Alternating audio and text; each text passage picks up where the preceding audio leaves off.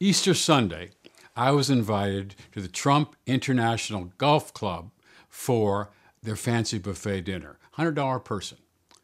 I walk outside to have my steak grilled. I'm standing there watching it grilled, and I turn to my side, and there's Donald Trump. And what does he order? Not a steak, but a hamburger.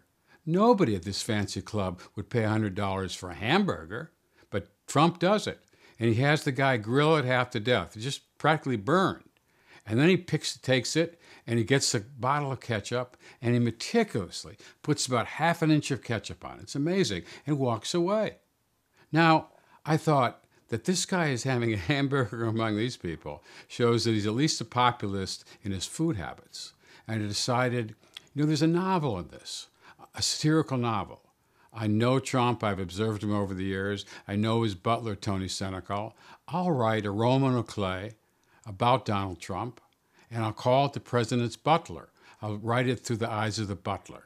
And I started writing it the next morning. I mean, for 20 years, I've observed Trump. Several times a year, I'd go for dinner at Mar-a-Lago, the club in Palm Beach that he owns.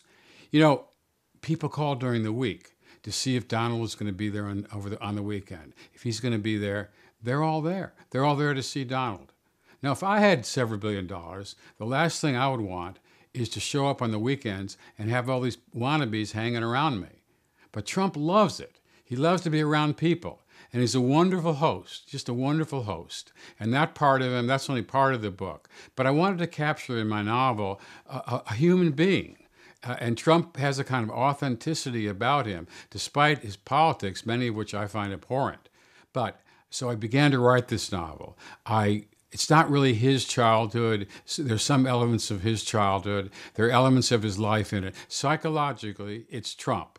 And you journey through it, and a lot of it is very funny. A lot of it is laugh out loud funny. It's funny, but it's serious. It's a savage look, not only at American politics, but at American journalists. The journalists don't come out very well in this book either, and a lot of them aren't too happy about that.